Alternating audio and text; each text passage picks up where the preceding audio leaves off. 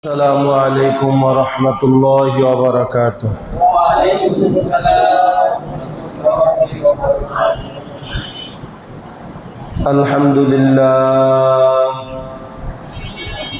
الحمد لله وحده والصلاة والسلام على من لا نبي بعده. أما بعد فأعوذ بالله من الشيطان الرجيم. محبت الشهد পড়েন সবাই। بسم الله الرحمن الرحيم. قل هو الله أحد الله الصمد لم يلد ولم يولد ولم يكن له كفوا أحد. آمنت بالله صدق الله مولانا العظيم. وقال صاحب القرآن رسول الله صلى الله عليه وسلم الدين النصيحة، أو كما قال النبي عليه الصلاة والسلام. صدق الله مولانا العظيم وصدق رسوله النبي الأمي الكريم، ونحن على ذلك لمن الشاهدين والشاكرين والذاكرين. الحمد لله رب العالمين. একেবারে মুহাব্বতের সহিত একান্তভাবে একমাত্র আল্লাহ তাআলাকে রাজি খুশি করার উদ্দেশ্যে সকলে দ্রুত ইব্রাহিম পাঠ করি। আল্লাহুম্মা সাল্লি আলা মুহাম্মাদিন ওয়া আলা আলি মুহাম্মাদ কামা সাল্লাইতা আলা ইব্রাহিম ওয়া আলা আলি ইব্রাহিম ইন্নাকা হামিদুম মাজিদ। اللهم بارك على محمد وعلى آل محمد كما باركت على إبراهيم وعلى آل إبراهيم إنك حميد مجيد. أستغفر الله الذي لا إله إلا هو الحي القيوم وأتوب إليه لا حول ولا قوة إلا بالله العلي العظيم. أستغفر الله الذي لا إله إلا هو الحي القيوم وأتوب إليه لا حول ولا قوة إلا بالله العلي العظيم. الحمد لله. আল্লাহ পাক রব্বুল আলামিনের দরবারে লাখো কোটি শুকরিয়া আদায় করি, যে মহান আল্লাহ তাআলা আপনাকে আমাকে সুস্থ রেখে ভালো রেখে আল্লাহ পাক রব্বুল আলামিনের পবিত্র হুকুম ইশারের নামাজ আদায় করার পরে মসজিদ ভর্তি মুসল্লি থাকার পরেও আপনাদেরকে আল্লাহ তাআলা যাচাই বাছাই করে মোহাব্বত করে ভালোবেসে যে মহান আল্লাহ তাআলা পবিত্র কুরআনুল কারীমের আমি নগণ্য বান্দার থেকে কিছু তাফসীর শোনার জন্য আল্লাহ পাক রব্বুল আলামিন আপনাকে আমাকে কবুল ও মঞ্জুর করেছেন। নিয়ামতের শুকর আদায়ার্থে মুসলমান হিসেবে ঈমানের আওয়াজ উঁচু করে এক আওয়াজে উচ্চ কণ্ঠে সকলে কালেমাত শুকর উচ্চারণ করি, আলহামদুলিল্লাহ। লক্ষ কোটি দুরূদ ও সালাম বিশ্ব মানবতার কান্ডারি, বিশ্ব মানবতার মুক্তির দিশারি সাইয়্যিদুল মুরসালিন রাহমাতুল লিল আলামিন খাতামুন নবিয়্যিন ইমামুল মুরসালিন হযরত মুহাম্মদুর রাসূলুল্লাহ সাল্লাল্লাহু আলাইহি ওয়া আলিহি ওয়া সাল্লামের উপর। মুহতারাম হাজিরিন, আমরা এদিক সেদিক ভাই খেয়াল না করি। অল্প সময় কোরআন শোনার যেমন আদব, কোরআনের তাফসীর শোনার যেমন আদব, আবার যে বলবে তারও একটা আদব, যে শুনবে তার একটা আদব। এজন্য আমরা এদিক সেদিক খেয়াল না করে আমরা খুব মনোযোগ সহকারে আজকের আলোচনা বিষয়টা আমার জীবনের সর্বশ্রেষ্ঠ বিষয়। কারণ যে সূরা আপনাদের সামনে তেলাওয়াত করেছি, এই সূরার যে কি মর্ম, এই সূরার যে কি ফজিলত, এই সূরার যে কত মহত্ব, তা যদি দুনিয়ার মানুষ জানতো, সমস্ত কাফের বেঈমানেরা একচেটিয়া ভাবে সব মুসলমান হয়ে যেত। এজন্য আজকে ভাগ্যবান আপনি আমি, কারণ আমরা এমন দামি একটা সূরা তাফসীর শোনার জন্য আল্লাহ এতগুলো মুসল্লি থেকে আমাদেরকে পছন্দ করেছেন। তো শেষ পর্যন্ত থাকবো তো ইনশাআল্লাহ। আল্লাহ কবুল করুক, সকলে বলে আমিন। সূরার নাম সূরাতুল ইখলাস। ইখলাস মানে একেবারে একমাত্র আল্লাহ তাআলার সন্তুষ্টির জন্য যেই কাজ করা হয়, এটাকে বাংলায় বলে ইখলাসুল শহীদ। তো সূরার নামই সূরাতুল ইখলাস। এই সূরার আরো 19টা নাম আছে। কয়টা নাম আছে? 19টা নাম আছে। তাফসীরের কাবীরের ভিতরে আল্লামা ফখরুদ্দীন রাজি রহমাতুল্লাহি আলাইহি, যিনি এই কোরআন শরীফ এক খণ্ড অথচ এই কোরআনের তাফসীর করেছেন 32 খণ্ড। সুবহানাল্লাহ বলেন। কত বড় আলেম তিনি! তার ব্যাপারে যদি কথা বলতে হয়, কোরআন হলো এক খণ্ড, তাফসীর করছেন 32 খণ্ড, তাও আরবি থেকে বাংলা না, আরবি টু আরবি। সুবহানাল্লাহ জোরে কোন সবাই। আরবি টু আরবি, বাংলা না। তাও এক একটা খণ্ড প্রায় 2 থেকে 3 কেজি ওজন। এত বড় তাফসীর বিশারদ তিনি ছিলেন আল্লামা ফখরুদ্দীন রাজি রহমাতুল্লাহি আলাইহি। তাফসীরের নাম হলো তাফসীরে কাবীর। আল্লামা ফখরুদ্দীন রাজি রহমাতুল্লাহি আলাইহি লেখেন যে সূরা ইখলাস ছাড়া এই সূরার আরো 19টা নাম আছে। এই সূরার নাম সূরাতুত তাওহীদ, একাত্মবাদের সূরা। কেউ কেউ বলেছেন এই সূরার নাম সূরাতুল কুল হুয়াল্লাহু আহাদ। এইভাবে বিভিন্ন চয়ন করে এক এক মুফাসসির এক এক নাম দিয়ে মোট কয়টা নাম? 19টা নাম এই সূরার নাম। এই সূরাটার ফজিলত কি? আগে আমরা ফজিলতটা জানবো, তারপরে আমরা শানে নুজুল জানবো, তারপরে অর্থ জানবো, তারপরে আলোচনা শেষ। মনোযোগ সহকারে শুনবো তো ইনশাআল্লাহ। 1 নম্বরে ফজিলত। আমারও অনেকে প্রশ্ন করেন, হুজুর, অনেকেই প্রশ্ন করছে যে আপনি জুমার সময় দ্বিতীয় রাকাতে শুধু সূরা ইখলাস পড়েন, অন্য কোনো সূরা আপনি পড়েন না। আবার সেই শুরু থেকে দেখতেছি মাগরিবের নামাজের দ্বিতীয় রাকাতে খালি শুধু ইখলাস, আর কোনো অন্য সূরা পড়েন না। তার কারণ কি? আজকে সেই কারণের জবাব দেব ইনশাআল্লাহ। আল্লামা ফখরুদ্দীন রাজি রহমাতুল্লাহি আলাইহি কয়েকটা হাদিস বর্ণনা করছেন সূরা ইখলাসের ফজিলত। 1 নাম্বার, আল্লামা ফখরুদ্দীন রাজি রহমাতুল্লাহি আলাইহি কিতাবের ভিতরে লেখে, ভাই আপনি দোতলায় যান।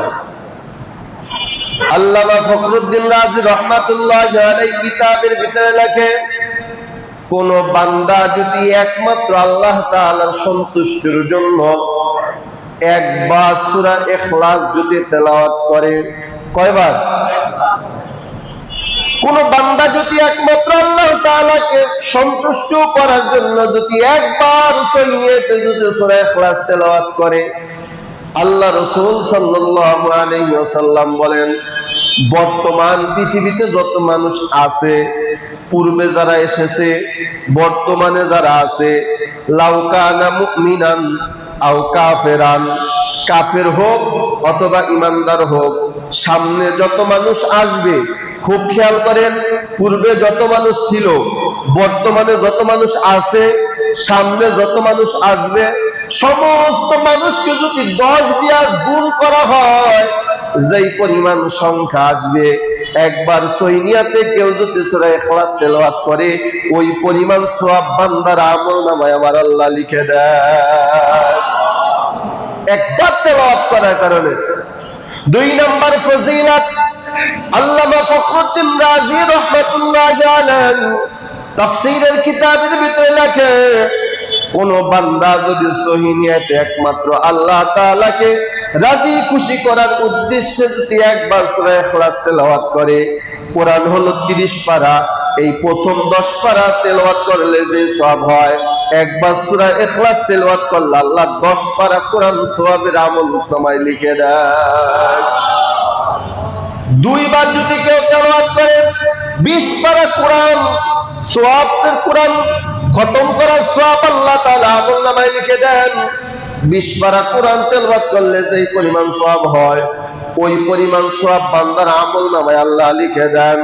আল্লাহ রাসূল বলেন, আও সালাসা, কেউ যদি 3 বার সূরা ইখলাস তেলাওয়াত করে, তাহলে গোটা কোরআন খতম করলে যে সওয়াব হয়, আমার আল্লাহ ওই পরিমাণ সওয়াব বান্দার আমলনামায় লিখে দেয়।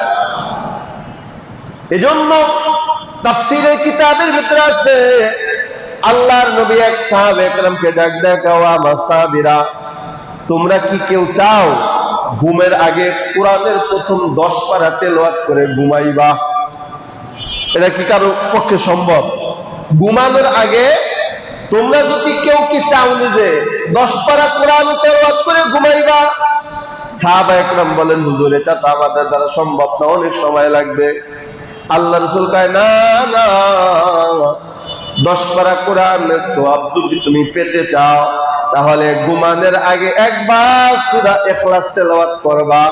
10 পারা কোরআন পড়লে যে সওয়াব হয়, ওই পরিমাণ সওয়াব তোমার আমলনামায় আল্লাহ লিখে দেয়।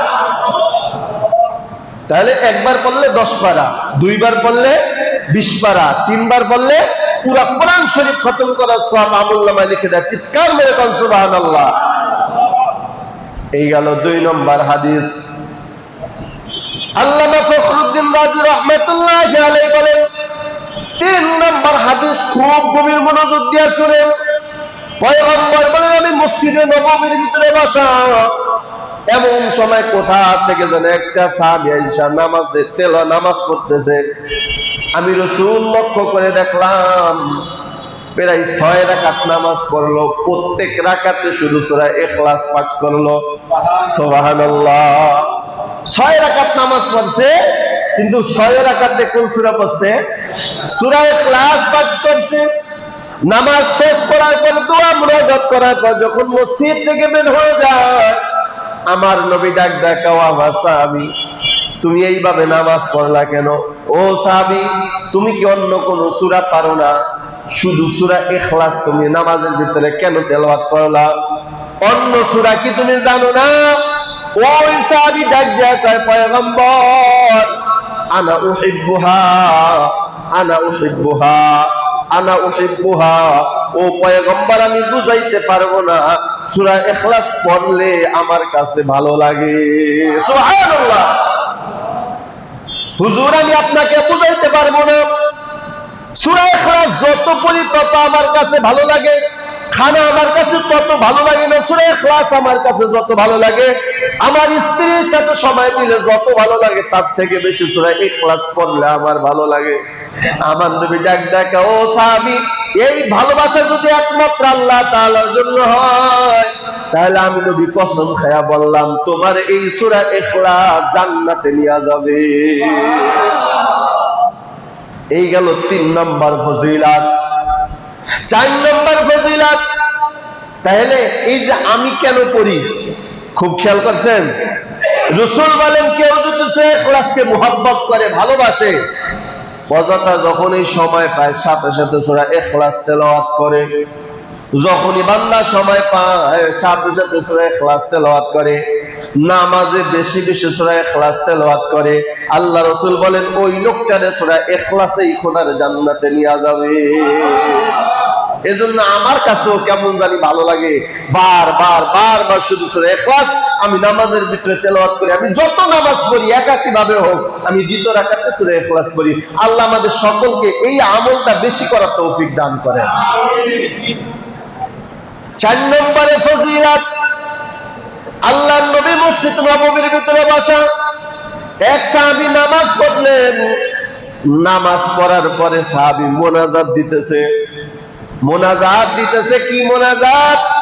পয়গম্বর বলেন, আমি লক্ষ্য করে শুনলাম ওই সাহাবী মোনাজাতের ভিতরে বলতেছে আল্লাহুম্মা গফিরলি, আল্লাহুম্মা ইন্নী আসআলুকা আহাদ ইয়া আহাদ, আল্লাহুম্মা ইন্নী আসআলুকা ইয়া সামাদ, আল্লাহুম্মা ইন্নী আসআলুকা মান লাম ইয়ালিদ ওয়া লাম ইউলাদ, আল্লাহুম্মা ইন্নী আসআলুকা মান লাম ইয়াকুল লাহু কুফুয়ান আহাদ। জোরে বলুন সুবহানাল্লাহ। আজীব দোয়া, নবী আশ্চর্য হয়ে গেলেন, কি দোয়া করতেছে আমার সাহাবী। আল্লাহুম্মা ইন্নী আসআলুকা ইয়া আহাদ, আল্লাহুম্মা ইন্নী আসআলুকা ইয়া সামাদ, আল্লাহুম্মা ইন্নী আসআলুকা মান লাম ইয়ালিদ ওয়া লাম ইউলাদ, আল্লাহুম্মা ইন্নী আসআলুকা মান লাম ইয়াকুল লাহু কুফুয়ান আহাদ। সাহাবায়ে কেরাম মুনাজাত দিয়া মসজিদ থেকে বের হয়ে যায়। নবী ডাক ডাকে সাহাবী দ্বারা সারা জীবন দোয়া আমি নিজে করলাম, এত সুন্দর দোয়া করে কে শিখাইলো? কে শিখাইলো এত সুন্দর দোয়া? হুজুর আমি বুঝাইতে পারবো না, আমি সূরা ইখলাস দিয়া মুনাজাত বানায়া ফেলাইছি। সুবহানাল্লাহ। তারা তো আরবিয়ান ছিলেন, কোন আরবিতে অর্থ কি দাঁড়ায় এটা ভালোভাবে বুঝতেন, এজন্য তিনি দোয়া বানায়া ফেলাইছেন। আল্লাহুম্মা ইন্নী আসআলুকা ইয়া আহাদ, আল্লাহুম্মা ইন্নী আসআলুকা ইয়া সামাদ, আল্লাহুম্মা ইন্নী আসআলুকা মান লাম ইয়ালিদ ওয়া লাম ইউলাদ, আল্লাহুম্মা ইন্নী আসআলুকা মান লাম ইয়াকুল লাহু কুফুয়ান আহাদ। আল্লাহ রাসূল কয়, ও সাহাবী তুই জান্নাতি, তুই জান্নাতি, তুই জান্নাতি। আল্লাহর নবী তিনবার বললেন সাহাবী জান্নাতি। চিৎকার মেরে কন্যা সুবহানাল্লাহ। তাহলে সূরা ইখলাসে ফজিলত আছে না নাই? 5 নম্বরে ফজিলত আল্লামা ফখরুদ্দিন রাজি রাহমাতুল্লাহি আলাইহি কিতাবের ভিতরে লেখে, আল্লাহর নবীর সাহাবীর খাদেম ছিলেন হযরত আনাস ইবনে মালিক রাদিয়াল্লাহু তাআলা আনহু। এই আনাস ইবনে মালিক 1 বছর আর 2 বছর না, 10 বছর পয়গম্বরের খাদেম ছিলেন আনাস ইবনে মালিক রাদিয়াল্লাহু তাআলা। এই আনাস ইবনে মালিক বসা আর সেই নবীজি বসা, হঠাৎ করে জিবরাইল আমিন হাজির হয়ে গেছে। সুবহানাল্লাহ। জিবরাইলকে আনাস ইবনে মালিক চিনতো, কারণ রাসূল চিনায় দিয়েছেন এই কিন্তু জিবরাইল। যদিও দাহিয়াতুল কালবি চেহারায় জিবরাইল রাসূলের কাছে আসতো। আনাস ইবনে মালিক ডাক দেয়া কয়, আমি রাসূলের পাশে বসা, হঠাৎ করে দেখলাম জিবরাইল আমিন রাসূলের সামনে হাজির হয়ে গেছে। সামন দিকে তাকায় দেখি হযরত আবু যর গিফারি রাদিয়াল্লাহু তাআলা আনহু আসতেছে। সুবহানাল্লাহ। নবীজিও বসা, আনাস ইবনে মালিকও বসা, আর সাথে আছে কে? জিবরাইল। সাথে কে? জিবরাইল। আর সামন দিকে আসতেছে নবীর সাহাবী, সবচেয়ে মুরব্বী সাহাবী আবু যর গিফারি। জোরে কোন সুবহানাল্লাহ। জিবরাইল আমিন আমার নবীকে বারবার কইতেছে, রাসূল, এ রাসূল, ওই যে দেখেন আপনার সাহাবী আবু যর গিফারি আইতাছে। সুবহানাল্লাহ। জোরে কোন সবাই। নবীকে বারবার বলতেছে, হুজুর তাকায় দেখেন, ওই যে আবু যর গিফারি আসতেছে। নবী আমার ডাক দেখা, ও জিবরাইল, তুমি আমার সাহাবী আবু যর গিফারিরে কিভাবে চিনো? আমি তো তোমাকে চিনি, আমি নবী হওয়ার কারণে তুমি আমাকে চিনো, কিন্তু তুমি আবু যর গিফারিকে কিভাবে চিনো? কিতাবের ভিতরে লেখে, আনাস ইবনে মালিক বলেন, জিবরাইল আমিন স্পষ্ট ভাষায় বলতেছেন, পয়গম্বর আমি আবু যর গিফারিরে একা না, আসমানের ফেরেশতা যেই পরিমাণ আবু যর গিফারিরে চেনে, দুনিয়ার কোন মানুষ ওইভাবে আবু যর গিফারিরে চেনে না। চিৎকার মেরে কন্যা সুবহানাল্লাহ। নবী আশ্চর্য হয়ে গেছে, বলে কি? আবু যর গিফারি তো সাহাবী, জিবরাইল তুমি কিভাবে চেনো? আর জিবরাইল উত্তর দিছে কি? হুজুর আমি একা না, আসমানের ফেরেশতা যেই পরিমাণে আবু যর গিফারিকে চিনে, দুনিয়ার মানুষও ওইভাবে আবু যর গিফারিকে চিনে না। সুবহানাল্লাহ। রাসূল ডাক ডাকা, বিমা আলা হাযিহিল ফজিলা, ও জিবরাইল, আবু যর গিফারির এত পরিচয়, এত ভালোভাবে চেনার কারণটা কি? বিমা আলা হাযিহিল ফজিলা, ফজিলত কি, কারণটা কি? তুমি এমন ভাবে আবু যর গিফারিকে কিভাবে চেনো? জিবরাইল আমিন ডাক দেয়, পয়গম্বর শুধু আমি না, আসমানের ফেরেশতারাও বেশি মোহাব্বত করে আবু যর গিফারিকে। কয় কারণটা কি? কয় 2টা কারণ। এক নাম্বার কারণ হলো আবু যর গিফারি এমন একটা আপনার সাহাবী, জীবনে কোনোদিন সিনা টান কইরা দুনিয়াতে হাঁটে নাই। সুবহানাল্লাহ। এক নাম্বার গুণ, জীবনে সিনা টান কইরা দুনিয়াতে হাঁটে নাই। দুই নাম্বার, জোরে জোরে জমিনের ভিতরে কোনোদিন পাও মারে নাই। কত সুন্দর। এক নম্বরে সিনা টান করে হাঁটে নাই, দুই নম্বরে জোরে পাও মাইরা জমিনের ভিতরে হাঁটে নাই, তিন নম্বর আবু যর গিফারি কখনো বরত্ব হওয়ার চেষ্টা করে না, সব সময় নিচু হয়ে থাকে, নিচু হয়ে থাকে, সব সময় নিজেকে সব সময় ছোট বানায় রাখে। সুবহানাল্লাহ। প্রথম তিনটা গুণের কারণে আবু যর গিফারিকে জিবরাইলকে হুজুর আমি যেমন চিনি তার থেকে বেশি চিনি আসমানের ফেরেশতা। আরেকটা গুণ কি? জিবরাইল আমিন ডাক হুজুর, আরেকটা গুণ হলো হাযিহিল কিরাওয়াতিল সূরাতুল ইখলাস। আবু যর গিফারি যখন এই সময় পায়, আল্লাহর জিকির করার সাথে সাথে যখন এই সময় পায়, সাথে সাথে সূরা ইখলাসের তেলাওয়াত আরম্ভ করে দেয়। সুবহানাল্লাহ। এই কারণে আবু যর গিফারিকে আমি যেমন মুহাব্বত করি, আসমানের ফেরেশতারাও তেমন মুহাব্বত করে, তার থেকে বেশি মুহাব্বত করে স্বয়ং আল্লাহ। চিৎকার মেরে কন্যা সুবহানাল্লাহ। এই হলো ৫ নম্বরের ফজিলত। ৬ নম্বরে সূরা ইখলাসের ফজিলত কি?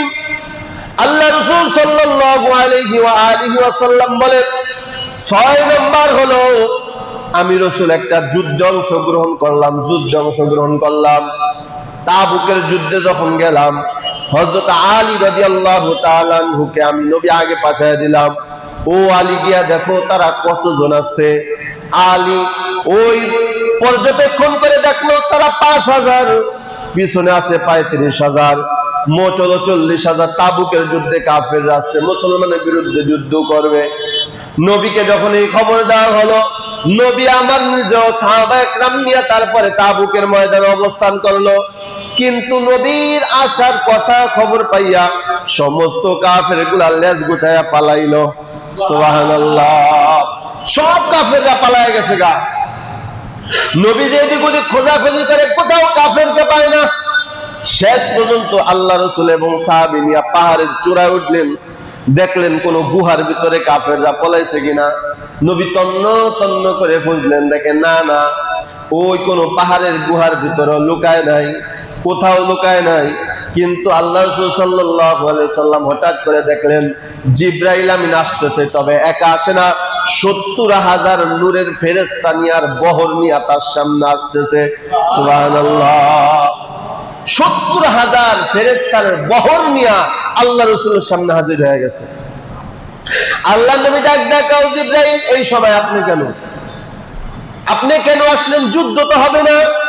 আমি জানি আপনি আমাকে সাহায্য করার জন্য আসছেন, আল্লাহ আপনাকে পাঠাইছে, তবে বেঈমানরা তো সব পলাইছে, একটাও তো মাঠে নাই। ডাক পয়গম্বর, আমি যুদ্ধ করার জন্য আসি নাই, আমি আপনাকে সাহায্য করার জন্য আসি নাই। তাহলে ৭০,০০০ ফেরেশতার বহর নিয়ে কেন আসলা? জিবরাইল আমিন ডাক পয়গম্বর, আপনার একজন সাহাবী হযরত আবু হুরায়রা, এই আবু হুরায়রার মাগফিরাত কামনা করার জন্য ৭০,০০০ ফেরেশতার বহর নিয়ে এখানে আইছি। সুবহানাল্লাহ। নবীজি ডাক বিমা হাযিল ফজিলাহ, কারণ কি? আবু যর গিফারি আবু হুরায়রা তো দামি হলো কিভাবে? জিবরাইল আমিন ডাক পয়গম্বর, এর কারণ হলো যখনই সময় পায় আমার আবু হুরায়রা আল্লাহর নামের জিকির করে আর সূরা ইখলাস বেশি বেশি তেলাওয়াত করে। সুবহানাল্লাহ। এই জন্য বেশি বেশি সূরা ইখলাস তেলাওয়াত করবে। রাজি আছি ইনশাআল্লাহ? আল্লামা ফখরুদ্দিন রাজি রাহমাতুল্লাহি আলাইহি এইভাবে তিনি বয়ান করতেছেন। আর একটা হাদিসের ৭ নম্বর ফজিলত, আল্লাহ রাসূল সাল্লাল্লাহু আলাইহি ওয়াসাল্লাম বলেন, সূরা ইখলাস তেলাওয়াত করলে কি হয় এটা আপনার আমার সকলের আমলের জন্য খুব খেয়াল করেন। ৭ নম্বর ফজিলত, কিতাবের ভিতরে লেখে পয়গম্বর মসজিদ নববীর ভিতরে বসা, হঠাৎ করে একটা গ্রাম্য সাহাবী নবীজির কাছে দৌড়ায় আসছে, হাঁপাইতে আসছে। ডাক আল্লাহ রাসূল, আপনার কাছে আসছে একটা পরামর্শ নেওয়ার জন্য। সুবহানাল্লাহ জোরে কোন সবাই। হুজুর আপনার কাছে আমি আসছি একটা পরামর্শ নেওয়ার জন্য। ডাক ডাকে বাবা বলো তোমার কি পরামর্শ দিতে পারি? ওই সাহাবী ডাক ডাকে পয়গম্বর আমার কাজে কামাই রুজিতে কোনো বরকত নাই, টাকা পয়সায় কোনো বরকত নাই, হুজুর আমার ঘরের ভিতরে কোনো বরকত নাই, ঋণ পরিশোধ করতে করতে আবার ঋণ হয়ে যায়, হুজুর ছেলে মেয়ে সুস্থ হতে না হতে আবার অসুস্থ হয়ে যায়, হুজুর আমার ঘরের ভিতরে কোনো বরকত নাই, কামাই রুজিতে কোনো বরকত নাই, শুধু অভাব আর অভাব। হুজুর একটা পরামর্শ দেন। আল্লাহ রাসূল সাল্লাল্লাহু আলাইহি ওয়াসাল্লাম আমার সাহাবী আমি যে আমলটা শিখাই দেব এই আমলটা যদি তুমি করতে পারো এত ধন সম্পদ আল্লাহ তাআলা তোমাকে দান করবে, তুমি ধন সম্পদ পর্যবেক্ষণ করার কই যাও তুমি কুল পাইবা না। সুবহানাল্লাহ। এত সম্পদ আল্লাহ তাআলা তোমাকে দান করবে, তুমি ধন সম্পদ দেখাও তুমি দিশাহারা হয়ে যাইবা। জোরে কোন সুবহানাল্লাহ। তাহলে আমলটা আমরা করতে রাজি আছি ইনশাআল্লাহ। আল্লাহ রাসূল সাল্লাল্লাহু আলাইহি ওয়াসাল্লাম ডাক ডাকা ও সাহাবী শোনো, আমলটা আমি শিখিয়ে দেই। এটা শুধু ওই সাহাবীর জন্য না, আপনার আমার জন্য বাবা আমল। এই আমলটাও যদি করতে পারি আপনার কামাই রুজিতে বরকত দিবেন কে? টাকা পয়সার ভিতরে বরকত দিবেন কে? ধনী বানায় দিবেন কে? বিশ্বাস রাখা কেউ যদি আমল করতে পারে অবশ্যই আল্লাহ তাআলা তাকে এই নিয়ামতগুলো দান করবে। সুবহানাল্লাহ। আমলটা কি পয়গম্বর ডাক ডাকা ও আমার সাহাবী যখন ঘর থেকে বের হয়ে যাইবা সকালবেলা কাজের জন্য, যখন ঘর থেকে বের হইবা আবার সারাদিন কাজ করার পরে যখন বাড়িতে আসবা, খুব খেয়াল করেন, যখন ঘর থেকে কাজের জন্য বের হয়ে যাইবা আবার যখন সন্ধ্যাবেলা হোক বা যখনই তোমার বাড়িতে আসার প্রয়োজন, যখন বাড়িতে আসবা, বাড়িতে আসার আগে সরাসরি ঘরের ভিতরে ঢুকবা না, দুইটা আমল করবা। কয়টা আমল? দুইটা আমল কইরা ঘরের ভিতরে ঢুকবা। কয় হুজুর দুইটা আমল কি? কয় এক নম্বরে সরাসরি দরজা খুলে ঘরের ভিতরে প্রবেশ করবা না, এক নম্বরে দরজার সামনে এসে জোরে জোরে তিনি সালাম দিবা। সুবহানাল্লাহ। কয়বার সালাম দিবা? তিনবার। কতবার? তিনবার। আর আমাদের অভ্যাস কি? দরজা ভাঙ্গা ঘরের ভিতর ঢুকি, কি ঠিক নেই? মুহাব্বত তো স্ত্রীর সাথে করা দরকার, আর মুহাব্বতের যত মাধ্যম আছে এর ভিতরে এক নম্বর মাধ্যম হলো বেশি বেশি সালাম আদান প্রদান করা। স্ত্রীকে যত সালাম দিবেন মুহাব্বত বাড়ায় দিবে কে? আবার স্ত্রী আপনাকে যদি সালাম দেয় মুহাব্বত বাড়ায় দিবে কে? এই জন্য আল্লাহ রাসূল সাল্লাল্লাহু আলাইহি ওয়াসাল্লাম কিছু তাবিজ শিখাই দিছে, যাদের স্বামী স্ত্রী মিল মুহাব্বত নাই, ঘরের ভিতরে ঝগড়া রাসূল কয় দুইটা কাজ করবা, আল্লাহ তাআলার পক্ষ থেকে মুহাব্বত বেড়ে যাবে। এক নাম্বার বেশি বেশি স্ত্রী সালাম স্বামীকে দিবে, সালাম স্ত্রী স্বামীকে দিবে, স্ত্রী আবার স্বামীকে সালাম দিবে। দুই নম্বর আমল হলো একই প্লেটে খানা খাইবা। জোরে কোন সুবহানাল্লাহ। আমাকে তো মাথায় হাত দিয়া মনে করতে হবে কোন জন্ম খাইছিলাম, অনেকে খাইই নেই। ঠিক বললাম না ভাই? বললাম। তাহলে মুহাব্বত কোথা থেকে আসবে? রাসূল শিখাই দিয়েছেন স্বামী স্ত্রীর ভিতরে যদি মিল মুহাব্বত রাখতে চাও একই প্লেটে খানা খাইবা। কয় লাভ কি? কয় তোমার মুখের লালা তার পেটে যাবে, তার মুখের লালা তোমার পেটের ভিতরে আসবে, আল্লাহর পক্ষ থেকে আল্লাহ ভালোবাসা বাড়ায় দিবে। নবী ডাক ডাকা আমার সাহাবী ঘরের ভিতরে ডাইরেক্ট প্রবেশ করবা না, ঘরের ভিতরে ঢোকার আগে তিনবার সালাম দিবা। কয়বার? আসসালামু আলাইকুম ওয়া রাহমাতুল্লাহ, জবাব নাই। আবার সালাম দিবা আসসালামু আলাইকুম ওয়া রাহমাতুল্লাহ, জবাব নাই। আবার সালাম দিবা আসসালামু আলাইকুম ওয়া রাহমাতুল্লাহ। তিনবার সালাম দেওয়ার পর যদি কোনো ঘরের ভিতরে থেকে যদি কোনো জবাব না আসে তারপরেও ঢুকবা না, তারপরে নিজেকে নিজে সালাম দিবা আসসালামু আলাইনা ওয়া আলা ইবাদিল্লাহিস সালিহিন। জোরে জোরে পড়না সুবহানাল্লাহ। প্রথম ঘরের ভিতরে তিনবার সালাম দিবা। সালাম দেওয়ার পর যদি ঘরের ভিতরে কেউ না থেকে জবাব না আসে তারপরেও ঢুকবা না, তারপর নিজেকে নিজে সালাম দিবা। কেমনে সালাম দিবা? আসসালামু আলাইনা, বলেন সবাই, আসসালামু আলাইনা ওয়া আলা ইবাদিল্লাহিস সালিহিন। এইভাবে নিজেকে নিজে সালাম দিবা। তারপরে হাতের চাবিটা নিবা, আর যদি তালা মারা না থাকে গেটটা ধরার আগে ইখলাসের সাথে তিনবার সূরা ইখলাস পড়বা। কয়বার জোরে কন? 3 বার করে ইখলাস তেলাওয়াত করবা। ইখলাস তেলাওয়াত কইরা তালা থাকলে তালাটা খুলবা, আর যদি তালা না থাকে ঘরে সিটকানি খুইলা 3 বার তেলাওয়াত কইরা তারপরে ঘরের ভিতরে ঢুকবা। এই আমলটা যদি করতে পারো সাহাবী, আল্লাহ তাআলা তোমাকে এত সম্পদের মালিক বানায় দিবে তুমি কোনোদিন কল্পনাও করতে পারবা না। আল্লামা ফখরুদ্দীন রাজি রাহমাতুল্লাহি আলাইহি লেখেন, রাসূল এই আমলটা শিখিয়ে দেওয়ার পর রাসূল ডাকাও সাহাবী 3 মাস পরে দেখা করবা। কয় মাস? 3 মাস পরে দেখা করবা, আমার কাছে আসবা, কি অবস্থা জানাইবা। কিন্তু সাহাবী এত ধন সম্পদের মালিক হয়ে গেছে, রাসূল যে 3 মাস পরে দেখা করতে বলছে সেই কথাই ভুলে গেছে। সুবহানাল্লাহ জোরে বলেন। এত ধন সম্পদ আল্লাহ দিছে, রাসূল যে বলছে 3 মাস পরে দেখা করতে, দেখা কতর কথাই ভুলে গেছে। হঠাৎ একদিন রাসূলের সাথে রাস্তায় দেখা, এই সাহাবী দাঁড়াও, কি খবর? 3 মাস পরে দেখা করতে বললাম, 4 মাস অতিবাহিত হয়ে যাইতেছে, দেখা করো না কেন? হুজুর আল্লাহর রাস্তায় মাফ করে দেন। আগে বলো যে আমলটা দিছিলাম, আমলটা করছো নি? হুজুর আমল করছি। হুজুর তাহলে বলে এখন তোমার ধন সম্পদের কি পরিমাণ আছে? এবার ওই সাহাবী চোখের পানি ছেড়ে দেখা, পয়গম্বর আপনি যে আমলটা শিখিয়ে দিয়েছেন, ওই আমলটা করার কারণে আল্লাহ তাআলা আমার এত পরিমাণে সম্পদ বাড়ায় দিছে, এত পরিমাণে বাড়ায় দিছে, আমি এখন সম্পদের কারণে আমি দিশে হারা হয়ে গেছি। সুবহানাল্লাহ। হুজুর আমার ছাগলের পালের অভাব নাই, ভেড়ার পালের অভাব নাই, ছাগলের পালের অভাব নাই, উটের পালের অভাব নাই, এত সম্পদের বরকত আল্লাহ তাআলা আমাকে দিছে, এখন আমি নিজেই দিশা হারা হয়ে গেছি। সুবহানাল্লাহ। এই 7টা হাদিস আল্লামা ফখরুদ্দীন রাজি রাহমাতুল্লাহি আলাইহি তাফসীরে কিতাবের ভিতরে আনছেন। তবে ব্যক্তিগতভাবে তিনি একটা হাদিস বর্ণনা করেন, সূরা ইখলাস পাঠ করলে কি হবে। আল্লামা ফখরুদ্দীন রাজি রাহমাতুল্লাহি আলাইহি বলেন, কেউ যদি নিয়মিত প্রতিদিন 100 বার, কতবার?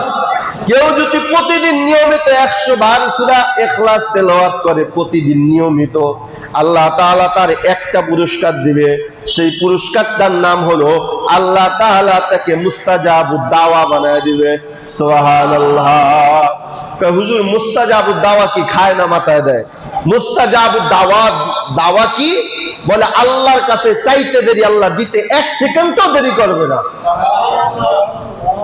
একেই বলে মুস্তাজাবুদ দাওয়া। মানে আপনি এখন চাইবেন আল্লাহ বৃষ্টি দাও, আল্লাহ 1 সেকেন্ডও দেরি করবে না, সাথে সাথে বৃষ্টি দিবে।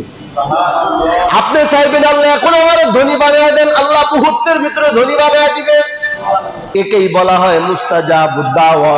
এজন্য যত বেশি সূরা ইখলাস তেলাওয়াত করবে, আল্লাহ রাসূল বলেন যত বেশি যত বেশি সূরা ইখলাস তেলাওয়াত করবে, আল্লাহ তাআলা তারে তত বড় মুস্তাজাবুদ দাওয়া বানায় দিবে।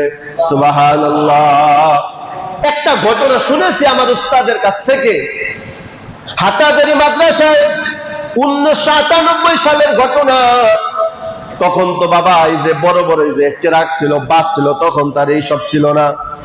তখন ওই বিদেশ থেকে বড় বড় আপনার শিপে করে মাল আসতো, শিপ, বড় বড় জাহাজে করে মাল আসতো। এত বড় বড় শিপে এবং বড় বড় জাহাজে মাল আসতো, যেই একটা শিপের মাল ক্লিয়ার করতে প্রায় 2 থেকে 3 মাস সময় লাগতো। কথা ঠিক কিনা? 1998 কথা বলতেছি, যখন শুধু বিদেশ থেকে যত মাল আসতো সব শিপে আসতো, বড় বড় জাহাজের মাধ্যমে আসতো। ঠিক বললাম না ভাই? ঠিক বললাম। সেই 1998 বন্যার সময় হুজুর আমাদেরকে নিজে বলছেন, আমরা ওখানে উপস্থিত ছিলাম। বাবা মুস্তাজাবুদ দাওয়া কাকে বলে সচক্ষে দেখে আসছিলাম। হাটাজারি মাদ্রাসায় বাইতুল করিম মসজিদের ভিতরে ওই হাটাজারি মাদ্রাসার একজন মুহাদ্দিস ছিল, নাম তার আব্দুর রহমান দামাত রহমাতুল্লাহি আলাইহি। হুজুর মারা গেছেন। চাঁদগামী হুজুরের বাড়ি হলো পঞ্চগড়। ওই মুহাদ্দিস একরাম, ওই আল্লাহর ওলি আব্দুর রহমান সাহেব দামাত বারাকাতুম, তিনি হাটাজারি মাদ্রাসার মুহাদ্দিস ছিলেন, বড় আল্লাহওয়ালা ছিলেন। তার খানা মিস হইতো, তার ঘুমানো মিস হইতো, কোনোদিন তাহাজ্জুদ মিস হইতো না। চিনেন না আল্লাহর ওলি কারা? এই আব্দুর রহমান সাহেব রহমাতুল্লাহি আলাইহি কেবল ছুটি নিছে, বাড়িতে গেছে। হাটাজারি মাদ্রাসা থেকে 2 দিন হয় ছুটি নিছে। তার বাড়ি হলো পঞ্চগড়। এই দিক দিয়ে 98 সময় যে বন্যা হয়েছে মনে আছে মুরব্বীরা? এমন বন্যা শুরু হয়ে গেছে, শিপগুলা ডুইবা যাইবে ভাব, এত মাল ভর্তি বড় বড় জাহাজ, এই বন্যায় যদি গ্রাস করে ফেলায় শিপগুলা ডুবে যাবে। পরিস্থিতি দেখা সব শিপওয়ালারা দৌড়ে হাঁটাতানি মাদ্রাস হয়ে গেছে। তখন আহম্মদ শফি রহমাতুল্লাহ আলাইহি তিনিও জীবিত ছিলেন। আহম্মদ শফি রহমাতুল্লাহ আলাইহির কাছে ওই বণিকরা যায়, হুজুর তাড়াতাড়ি দোয়া করেন, তাড়াতাড়ি ইস্তেগফার করেন, এই বন্যা যদি একবার শুরু হয় এই জাহাজের কোটি কোটি টাকার মালগুলা সব ধ্বংস হয়ে যাবে, হুজুর তাড়াতাড়ি দোয়া করেন। আহম্মদ শফি রহমাতুল্লাহ আলাইহি ডাক ডাকে, বাবা আমি তত বড় আলেম না, আবেদ না, আমার মাদ্রাসার ভিতরে একজন মুরব্বী মুহাদ্দিস আছে, তার খানা মিস হইতে পারে, ঘুম মিস হইতে পারে, জীবনে কোনোদিন তাহাজ্জুদ মিস হয় নাই। সুবহানাল্লাহ। বাবা ওই হুজুরে দিয়া যদি দোয়া করাও, আমার মন বলে আল্লাহ ওই হুজুরের কথা শুনতে পারি। হুজুর কোথায় পাই? হুজুরে পঞ্চগড় বাড়িতে যাও। হুজুরে 2 দিন আগে বাড়িতে ছুটিতে গেছে। হুজুরে স্পষ্ট বলেন, সাথে সাথে বণিকরা সাথে সাথে সেই পঞ্চগড়ে গেছে, গিয়া হুজুরে দ্রুত নিয়ে আসছে। 2 দিন পরে হুজুরে মাদ্রাসা আসছে। মাদ্রাসা আসার পর কেন আনছে কোনো কিছুই তার কাছে বলে না। হঠাৎ করে যখন দেখছে কালো কুষাণ কালে বড় বন্যার প্রভাব দেখা যাইতেছে, সাথে সাথে সব বণিকরা ডাক ডাক, হুজুর আজকে যদি আপনি আল্লাহর কাছে দোয়া না করেন এমন বন্যা হইতে পারে আমাদের শিপের মালগুলা সব নষ্ট হয়ে যাইতে পারে, কোটি কোটি টাকা সম্পদ সব নষ্ট হয়ে যাবে, মেহেরবানি করে হুজুর একটু দোয়া করেন। হুজুর ডাক ডাকা, বাবা আমি বড় আলেম না, আমি বড় আবেদ না, আমি আল্লাহ তাআলার একটা নগণ্য বান্দা। আল্লাহ তাআলার কাছে আমি দোয়া করলে মনে হয় আল্লাহ দোয়া কবুল করবে না, কিন্তু মানুষগুলা তো জানে তিনি কেমন আল্লাহ ওয়ালা। কথা ঠিক না ভাই? ঠিক জনে কন। মানুষ দুনিয়াতে এমন আল্লাহ ওয়ালা আছে যারা চোর গুন্ডা ডাকাত, তারাও জানে কোন হুজুর ভালো কোন হুজুর খারাপ। ঠিক বললাম না ভাই? ঠিক বললাম। ওই বণিকরা ডাক ডাকা, হুজুর আমাদের অন্তরে বিশ্বাস, আপনি যদি দোয়া করেন আমাদের বিশ্বাস আল্লাহ তাআলা এই গজব থেকে আমাদেরকে হেফাজত করবে। কিতাবের ভিতরে লেখে, ওই মুফতি ওলিউল্লাহ সাহেব তিনি কিতাবের ভিতরে তিনি সরাসরি আমাদেরকে শুনাইছেন। মুফতি ওলিউল্লাহ সাহেব দামাত বারাকাতুহুম তিনি বলেন, বাবা বাইতুল করিম মসজিদের ভিতরে হাটাজারি মাদ্রাসায় প্রায় 3000 ছাত্র মসজিদের ভিতরে ঢুকলাম। আহম্মদ শফি রহমাতুল্লাহ আলাইহি, বাবুনগরী সুনাত বাবুনগরী রহমাতুল্লাহ আলাইহি সবাই এখানে উপস্থিত। আল্লাহর বান্দা আল্লাহ তাআলার কাছে এমন ভাবে মুনাজাত করছে, মুনাজাতের ভিতরে আল্লাহ তাআলার কাছে এমন ভাবে কান্নাকারি করতেছে। আপন মানুষকে যেইভাবে ডাক দেয়, এ তুই যদি এই কাজ না করে তাহলে আমি তোর কথা মানবো না, এমন আল্লাহর বান্দা আল্লাহ তাআলার সাথে এমন একটা গভীর সম্পর্ক করছে। আমার আল্লাহরে ডাক ডাকা, আল্লাহ যদি তুমি বন্যা না থামাও আমি আব্দুর রহমানও মুনাজাত থামাবো না। জোরে কোন সুবহানাল্লাহ। হুজুর ডাক ডাকা, আল্লাহ আপনি কেন আমাদেরকে ধ্বংস করার জন্য এই প্ল্যানিংটা করলেন? আমাদেরকে ধ্বংস করে আপনার লাভটা কি? আখারে মাঝে মাঝে একটু শের গাইতেন, মেরা সেওয়া তেরা বন্দে বহুত হে, মেরে সেওয়া তেরা মাবুদ নেহি হে, মেরা সেওয়া তেরা মাবুদ নেহি হে, মেরা সেওয়া তেরা মাবুদ নেহি হে, বুजुर्गों की नहीं हमको जरूरत, गुलाम अपना बना हमको खुदाया, बुजुर्गों नफ्स की ख्वाहिश है अफसोस, তাকাব্বুর চে বাঁচা হামকো খোদায়া। এইভাবে বিনয় বিনয় আমার মাওলার কাছে কান্নাকাটি করে, মালিক আপনি যদি আমাদেরকে মাইরা ফেলান বলেন আল্লাহ কয় আপনারে কে ডাকবে? আল্লাহ আপনার তো ছেলে নাই, আল্লাহ আপনার তো মেয়ে নাই, আপনার তো স্ত্রী নাই, আপনার তো কোনো আত্মীয় স্বজন নাই, আপনি যদি আমাদেরকে মাইরা ফেলান তাহলে আপনারে আল্লাহ কয়া কে ডাকবে? সুবহানাল্লাহ। জোরে কোন সবাই। আল্লাহ আপনি আমাদেরকে কেন মারার জন্য প্ল্যানিংটা করলেন? আল্লাহ আপনি বন্যা থামান, বৃষ্টি থামান, আপনি যদি বন্যা বৃষ্টি না থামান আমি আব্দুর রহমান ও মুনাজাত থামাবো না। এমন ভাবে কান্নাকাটি কইরা এমন ভাবে আল্লাহর বান্দা আল্লাহর ওলি মুনাজাত করছে। কিতাবের ভিতরে লেখে 10 মিনিট পরে হুজুররা ডাক ডাক, আব্দুর রহমান সাহেব আপনি মুনাজাত বন্ধ করেন, আমার আল্লাহ সব বন্যা দূর কইরা দিছে। আউলিয়ারা কার উকবা ইখতিয়ার, জাহেলারা কার দুনিয়া ইখতিয়ার, নাইলে মোমেন সোয়ে মোমিন নিশাওয়াত, নাইলে কাফির সোয়ে কাফির নিশাওয়াত। এজন্য সব সময় সূরা ইখলাস আমল করব, রাজি আছি ইনশাআল্লাহ? তাহলে এই গেল 7টা ফজিলত, মনে থাকবে তো ইনশাআল্লাহ? এবার শানে নুজুলটা বইলেই আলোচনা শেষ করব, আগামী সপ্তাহে এটা তাফসীর করব, ব্যাখ্যা বিশ্লেষণ করব, রাজি আছি ইনশাআল্লাহ? শানে নুজুলটা কি? আল্লাহ রাসূল সাল্লাল্লাহু আলাইহি ওয়াসাল্লাম সর্বপ্রথম যখন ইসলামের দাওয়াত দেওয়ার জন্য মানুষের ধারে ধারে গেলেন, সমস্ত বেঈমানরা একচেটিয়া ভাবে ডাক দেখে, মুহাম্মদ আমাদের খোদা তো 33 কোটি। নাউজুবিল্লাহ বলেন সবাই। আমাদের খোদা হলো 33 কোটি, তুমি কইতাছো তোমার খোদা একজন। তাহলে তোমার খোদার পরিচয়টা একটু দাও। তোমার খোদা কিসের তৈরি? তোমার খোদা কি নূরের তৈরি? তোমার খোদা কি স্বর্ণের তৈরি? তোমার খোদা কি রূপার তৈরি, নাকি তামার তৈরি, না পিতলের তৈরি? জোরে কর নাউজুবিল্লাহ। কাফেররা আমার নবীকে এইভাবে বলতেছে, মুহাম্মদ আমাদের খোদা যা আছে তা তো তুমি দেখতেছো, একটা খোদার একটা ক্ষমতা, তোমার এক খোদা এতগুলো দায়িত্ব কিভাবে নেয়? তাহলে বলো তোমার খোদার পরিচয় দাও। তোমার খোদা কিসের তৈরি? তোমার খোদার ছেলে কয়জন? তোমার খোদার মেয়ে কয়জন? তোমার খোদার স্ত্রী কয়জন? চিৎকার মেরে কর নাউজুবিল্লাহ। এইভাবে যখন আল্লাহ রাসূলকে প্রশ্ন করল, আল্লাহর নবী পেরেশান হয়ে গেছেন, কি জবাব দিবেন? জিবরাইল আমিনকে আমার আল্লাহ ডাক ডাকে, জিবরাইল, ও জিবরাইল তাড়াতাড়ি যাও, আমার পয়গম্বরের বেঈমানরা প্রশ্ন করছে, আল্লাহর পরিচয় জানতে চায়। আল্লাহ পাক রব্বুল আলামিন ওই বেঈমানদের দাঁত ভাঙা জবাব দেওয়ার জন্য সূরা ইখলাস সাথে সাথে আমার আল্লাহ নাজিল করে দেয়। সূরা ইখলাস সাথে সাথে নাজিল করে দেয়। তাহলে আলোচনা যাচ্ছে শেষই করে দেই, 10 মিনিট সময় বেশি লাগবে, দিতে রাজি আছি ইনশাআল্লাহ? তাহলে শানে নুজুলটা বললাম, তাহলে শানে নুজুলটা পাইলাম। বেঈমানরা যখন আল্লাহর পরিচয় সম্পর্কে জানতে চাইছে, তখন এই সূরা ইখলাস নাজিল হয়। মনে থাকবে তো শানে নুজুলটা? যখন আল্লাহ সম্পর্কে বেঈমানরা জানতে চায়, তখন এই সূরা ইখলাস নাজিল হয়। তাহলে এবার আসেন, সূরা ইখলাসের দ্বারা আল্লাহ তার কি পরিচয় দিলেন? আল্লাহ পাক রব্বুল আলামিন বলেন, পয়গম্বর আপনি শুনে দেন, কুল হুয়াল্লাহু আহাদ।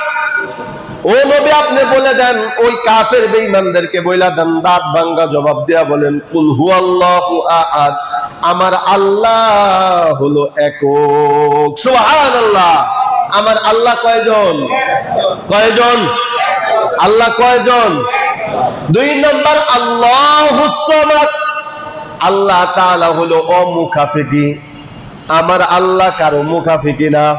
আমার আল্লাহ, রাসূল পরিচয় দিতেছে, ও বেঈমানেরা তোমরা যে আল্লাহর ব্যাপারে জানতে চাও, ওই আল্লাহর পরিচয় দিয়ে আল্লাহ তাআলা 4টা আয়াতের ভিতরে তার পরিচয় দিয়া দিলেন। 1 নম্বরে কুল হুয়াল্লাহু আহাদ, আমার আল্লাহ হলো এক। কয়জন? আর হিন্দুদের আল্লাহ কয়জন? 33 কোটি। কয় কোটি? আসলে এগুলো সব ভুয়া বাউতাবাজি। ঠিক বললাম না ভাই? ঠিক বললাম? এরা কিন্তু কাফেররাও জানে। আপনি একটা হিন্দুরে জিজ্ঞাসা করবেন আল্লাহ কয়জন, ও বলবে আল্লাহ একজন।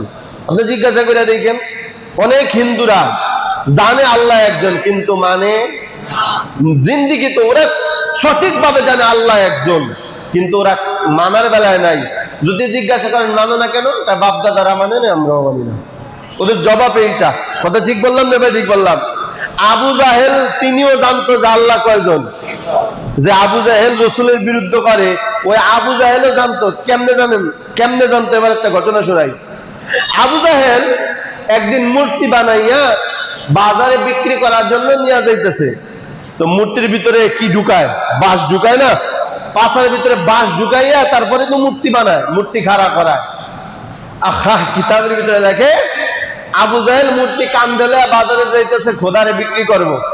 তা ওদের ধর্ম অনুযায়ী এক এক খোদার একটা ক্ষমতা।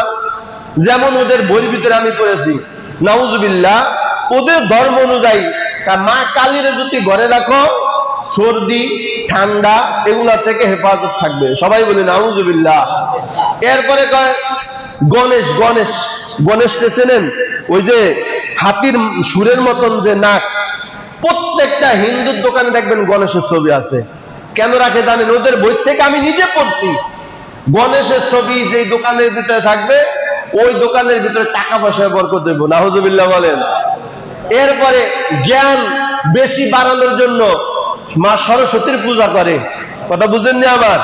আগুন থেকে রক্ষা পাওয়ার জন্য অগ্নি পূজা করে। এরপরে দুর্গা পূজা করে। সাপের আক্রমণ থেকে বাঁচার জন্য কিসের পূজা করে? মা মনসার পূজা করে। কিসের পূজা? মা মনসার পূজা করে। তাইলে ওদের এক এক খোদার এক এক ক্ষমতা, ওরা খোদারে ভাগ করে ফেলাইছে। ঠিক বললাম না ভাই? ঠিক বললাম। আবু জাহেল যে খোদা নিয়ে যাইতেছে, ওই খোদার ক্ষমতা কি? যেই ঘরের ভিতরে স্বামী স্ত্রী মিল মোহাব্বত ভালোবাসা নাই, এই মূর্তি ঘরের ভিতরে ঢুকাইলে ভালোবাসা মিল মোহাব্বত বেড়ে যাবে। এই মূর্তিটা নিয়ে তিনি বাজারে যাইতেছে, হঠাৎ করে তার প্রস্রাবের ব্যাগ আসছে, প্রস্রাব করবে। তো কিতাবের ভিতরে লেখে ওই মূর্তি যে বাঁশ ঢুকাই না, ওই বাঁশ দিয়া খাড়া করে দিয়া ও প্রস্রাব করতে বসছে। মিস্টার কুকুর অতিক্রম করা শুরু করছে। তা কুকুরের একটা স্বভাব হইলো, উঁচু জায়গা পাইলেই ডান পা উড়ে দেয়। কথা কয় না? কথা কয় না? ডান পা উড়ে দেয় না? তো কুকুরে যখন দেখছে উঁচা জিনিস, ও তার মূর্তি ঝুটতি বুঝে না, এক পা উঠে মাশাআল্লাহ ওর সেলো মেশিন চালু করে দিছে, একেবারে গোসল করায় দিছে। আবু জাহেল কয়, ব্যাপার কি? প্রস্রাব করে আমি আওয়াজ দেয় পিছনে, কারণটা কি? টাকা দেয় খোদারে একেবারে বরকতি পানি দিয়ে গোসল করায় দিছে। আবু জাহেল কয়, তোরে তোরে খোদা মানি? তোর গায়ে কুত্তায় প্রস্রাব করলো, তুই একটু সরাইতেও পারলি না, খেদাইতেও পারলি না, তোরে খোদা মাইনা কি দরকার? মুহূর্তের ভিতরে আবু জাহেলও বিশ্বাস করছে এগুলার কোনো ক্ষমতা নেই, সব ক্ষমতার মালিক কে? আবু জাহেলও জানে যে এরা আর কোনো ক্ষমতাই নাই, সব ক্ষমতা কার? যেটারে গেড়ি কাট করে খাড়া থাকো, গেড়ি কাট করে থাকো, আর সোজা হইতে পারে। উত্তর মিন ফিরা থাকে, উত্তর মিনে ফিরা থাকে, দক্ষিণ মিন ফিরা থাকে, দক্ষিণ মিনেই ফিরা থাকে। তাহলে বেঈমানরাও বিশ্বাস করে আল্লাহ কয়জন? আল্লাহ পাক রব্বুল আলামিন বলেন, শুধু মুখে বললে হবে না, নবী আপনি প্রমাণ দিয়ে দেন। কুল হুয়াল্লাহু আহাদ, আল্লাহ একজন। কয়জন? আল্লাহ একজন। আল্লাহুস সামাদ, আল্লাহ কারো মুখাফিকি নয়, সমস্ত মানুষ তার মুখাফিকি। ঠিক বললাম না? ঠিক বললাম। সমস্ত মানুষ কার মুখাফিকি? আল্লাহর মুখাফিকি। দুনিয়া তো দেখবেন মানুষ মানুষের মুখাফিকি। কি মানুষ মানুষের মুখাফিকি না? আপনি যদি মনে করেন বাংলাদেশের ভিতরে সবচেয়ে বেশি টাকাওয়ালা, ধরেন বর্তমানে তারেক রহমান সাহেবের কথাই বলি, এর চাইতে বেশি টাকাওয়ালা আছে ইন্ডিয়া। ঠিক বললাম না? ঠিক বললাম। তারা যদি প্রশ্ন করলেন তোমার থেকে বড় লোক আসেনি? আছে আমেরিকা। ঠিক বললাম না? ঠিক বললাম। তোমার বড় ক্ষমতা কতটুকু? আল্লাহর সামনে সব ধুলা। কথা বলে না কেন? তাহলে সব ক্ষমতার মালিক কে? আল্লাহ কারো মুখাফিকি? কথা কয় না। আল্লাহ কারো মুখাফিকি? কিন্তু দুনিয়ার মানুষ সবাই কার মুখাফিকি? মানুষ মানুষের মুখাফিকি। মন্ত্রী এমপি চায় থাকে মন্ত্রীর দিকে, চেয়ারম্যান চায় থাকে এমপির দিকে, আর মেম্বার চায় থাকে, কথা কয় না, চেয়ারম্যানের দিকে। ঠিক বললাম না? ঠিক বললাম। তাহলে দুনিয়ার মানুষও মানুষের মুখাফিকি। আল্লাহকে শোন, আমি এমন এক আল্লাহ, আমি কারো মুখাফিকি, আমি স্বয়ং সম্পূর্ণ, আমার ভিতরে কোনো দুর্বলতা নাই। তোদের ভিতরে দুর্বলতা আছে। কিভাবে? তোরা খাবার দিক দিয়ে দুর্বল, খাওয়াইতেও দুর্বল। ঠিক বললাম না? ঠিক বললাম। ঘটনা আছে কিতাবের ভিতরে, অর্জিত সুলাইমান আলাইহিস সালাম একদিন আল্লাহরে বলতেছে, আল্লাহ আমি তো সারা পৃথিবীর বাদশাহ, তাহলে আমি বাদশাহ হয়ে আমি সমস্ত মাখলুকাতকে একদিন খাবার খাওয়াইতে চাই, মানুষ ছাড়া। কি ছাড়া? খুব খেয়াল করেন ভাই, আল্লাহ যে স্বয়ং সম্পূর্ণ, আল্লাহ তাআলা যে কত বড় মহান, এই জিনিসটা বোঝানোর জন্য ঘটনাটা টানতেছি। সুলাইমান আলাইহিস সালাম বলতেছে, আল্লাহ আমি সমস্ত প্রাণীকে একদিন খাবার খাওয়াইতে চাই। আল্লাহকে ঠিক আছে, আয়োজন করো। কিতাবের ভিতরে লেখে 6 মাস লাগাতার শুধু রান্না করছে। কি করছে? 6 মাস লাগাতার শুধু রান্না করছে। ড্যাগের উপরে ড্যাগ, ড্যাগের উপরে ড্যাগ, ড্যাগের উপরে ড্যাগ, ড্যাগের পরে ড্যাগ, ড্যাগ সাজায় সাজায় 6 মাস পর্যন্ত রান্না করছে। রান্না করার পর আল্লাহকে ডাক, আল্লাহ 6 মাস রান্না করা শেষ, এবার আপনার মাখলুকাতরা আপনি পাঠান। সুলাইমান ডাক, আল্লাহ কোন মাখলুকাতরা আগে খাওয়াবো? জলের মাখলুকাতরা আগে খাওয়াবো নাকি স্থলের মাখলুকাতরা আগে খাওয়াবো? আল্লাহ ডাক, সুলাইমান যদি খাওয়াইতে চাও আগে পানির নিচের মাখলুকাতরে খাওয়াও, কারণ ওরা তমনটা খাইতে পারে না, আমি আল্লাহ যখন খাওয়াই তখন খায়, অন্য সময় খাইতে পারে না। আর দুনিয়ার মাখলুক হাটে আর খায়, কথা বলেন কথা বলে না, দুনিয়ার মানুষ হাটে আর 24 ঘন্টা খাওয়ার উপরে থাকে। ঠিক বললাম না? ঠিক বললাম? আল্লাহ তাআলা দেখে সুলাইমানকে পানির মাখলুক পাত্রে খাওয়াও, নদীর পারে গিয়ে ডাক দিয়েছে, ও নদীর মাছ আয় আয়, আমি সুলাইমান দাওয়াত দিলাম, আয় আয় আমার খাবারটা গ্রহণ করে যা। কিতাবের ভিতরে লেখে আটলান্টিক মহাসাগর থেকে বড় একটা হাঙ্গর মাছ উঠছে। কি মাছ? বড় একটা হাঙ্গর মাছ উঠছে, ওইটা বিশাল বড় ডানা, মুখটা এইভাবে মেলা দিছে। সুলাইমান নবীর ডাক দেখা, সুলাইমান এবার খাবার তুমি ঢালতে থাকো। কিতাবের ভিতরে লেখে একটা না দুইটা না, যত খাবার পাকাইছে সব ওই সাঙ্গর মাছের মুখের ভিতরে ঢালছে। খাওয়ার পর ডাক দেখা, সুলাইমান খাবার কি আর নাই? সুলাইমান ডাক দেখা, বাবারে সব খাবার তো তুই একলাই খায়া ফেলাইছো, আর কোনো খাবার নাই। এবার ডাক দেখায়, তোমার কাছে আজকে খাবার খাইতে আইসা আমি তৃপ্তি সহকারে খাবার খাইতে পারলাম না। চিৎকার মেরে কন্যা সুবহানাল্লাহ। 6 মাস লাগাতার পাকাইলো, সেই সব খাবার একটা মাছে খাইলো। সুলাইমান ডাক দেখা, এ মাছ তুই কি নদীর ভিতর সবচাইতে বড় মাছ নি? নাউজুবিল্লাহ, ও পয়গম্বর এটা আপনি কি বললেন? আমি হইলাম এই নদীর ভিতর সবচাইতে ছোট মাছ। সুবহানাল্লাহ বলেন সবাই। হুজুর আমি হইলাম নদীর ভিতর সবচেয়ে ছোট মাছ। মুসা এবার সুলাইমান আলাইহিস সালাতু ওয়াস সালাম যায় নামাজটা বিছাইয়া আল্লাহ তাআলার কাছে দোয়া করে, মালিক আমি সমস্ত মাখলুকাতরে খাওয়ানোর জন্য 6 মাস যাবত খাবার পাকাইলাম, তোমার সবচাইতে নগণ্য একটা মাছ আমি একদিন পুরা খাবার, এক বেলার পুরা খাবার খাওয়াইতে পারি নাই। ও আল্লাহ তুমি প্রতিদিন কিভাবে এত পরিমাণ তাদেরকে খানা খাওয়াও? আল্লাহ ডাক দেখা, সুলাইমান এই কারণেই হলাম আমি আল্লাহুস সামাদ, আমি আল্লাহ স্বয়ং সম্পূর্ণ, আমি কারো মুখাফিকি নাই, সবাই আমার মুখাফিকি। চিৎকার মেরে কন্যা সুবহানাল্লাহ। এরপরে ডাক দিয়া কি বলছিল? আল্লাহ ছেলে মেয়ে কয়জন বলছিল না কাফেররা? আল্লাহ নবী ডাক দেখা, শোন আল্লাহ পাক রব্বুল আলামিন বলেন, লাম ইয়ালিদ ওয়া লাম ইউলাদ, আমি আল্লাহকে কেউ জন্ম দেয় নাই, আমি আল্লাহ কার থেকে জন্ম নেই নাই। সুবহানাল্লাহ বলবেন না? উত্তর দিতেছে নবী কাফেরদেরকে, ওই কাফেররা শোন, আমি আল্লাহকে কেউ জন্ম দেয়ও নাই, আমি আল্লাহ কারো থেকে জন্ম নেইও নাই, আমি আল্লাহ এই সব দোষ ত্রুটি থেকে পবিত্র। সুবহানাল্লাহ বলেন সবাই। দুনিয়ার যত আসবাবপত্র আছে, যত রীতিনীতি আছে, সন্তান গর্ভে আসবে, প্রসব হবে, এই সমস্ত দোষ ত্রুটি থেকে আমার আল্লাহ পবিত্র। আমার আল্লাহ কি? পবিত্র। আল্লাহ পাক রব্বুল আলামিন বলেন, হে নবী শুনায়া দেন, লাম ইয়ালিদ ওয়া লাম ইউলাদ, আমি আল্লাহ কারো থেকে জন্ম নেই নাই, কেউ আমাকে জন্ম দেয় নাই। ওয়া লাম ইয়াকুল্লাহু কুফুয়ান আহাদ, আমার সমতুল্য আর কেউ হতে পারে না। সুবহানাল্লাহ। এই সূরা ইখলাসের জবাব যখন দাঁত ভাঙা জবাব রাসূল দিয়া দিলেন, কিতাবের ভিতরে লেখে কাব ইবনে মালিক সাথে সাথে কালেমা পড়ে মুসলমান হয়ে গেছে। তাহলে মনে থাকবে তো ইনশাআল্লাহ? আলোচনাগুলো মনে থাকবে তো? যখন নামাজের ভিতরে দাঁড়াইবেন, যখন সূরা ইখলাস তেলাওয়াত করবেন, কুল হুয়াল্লাহু আহাদ, মনে মনে ভাববেন আল্লাহ কয়জন? কথা কয় না সবাই, কথা কয় না, আল্লাহ কয়জন? নাকি আরো আছে কারো? আছে আছে আছে না? কে বলছে নাই? হিন্দুকে ভিতরে হইলো সব মা, দুর্গা মা, শীতলা মা, কালী মা, এই মা সেই মা, আর মুসলমানের ভিতরে সব বাবা। কথা কয় না? খাজা বাবা নাই? কথা কয় না? নাই। খাজা বাবা, ল্যাংটা বাবা, সুরেশ্বরী বাবা নাই? তাহলে এদের ভিতরে শুধু মা, আর এদের ভিতরে খেলি কি?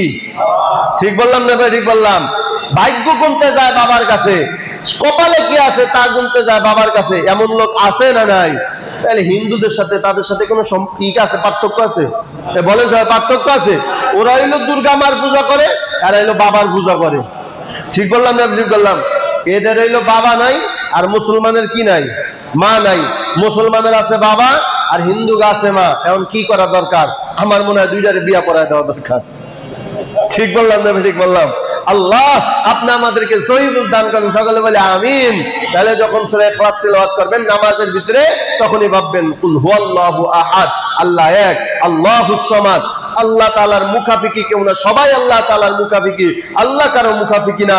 লাম ইয়ালিদ ওয়া লাম ইউলাদ, আমার আল্লাহ এমন কেউকে তার জন্ম দেয় নাই, কারো থেকে তিনি জন্ম নেনও নাই। ওয়ালাম ইয়াকুল্লাহু কুফুয়ান আহাদ, আল্লাহর সমতুল্য কেউ। আল্লাহ তাআলা আমাদের সকলকে এই কথাগুলোর প্রতি আমল করার তৌফিক দান করেন। আগামী আলোচনা হবে সূরা লাহাবের। কি হবে? সূরা লাহাব। চিন্তা করতেছি সূরা লাহাব 3 সপ্তাহ শেষ করব, কারণ এত গুরুত্বপূর্ণ সূরা লাহাবের তাফসীর। আপনি যত করবো তত মজা লাগবে। আসবেন তো ইনশাআল্লাহ? আল্লাহ তাআলা আমাদের সকলকে কবুল করুক। সকলে বলে আমিন। আলহামদুলিল্লাহি রাব্বিল আলামিন।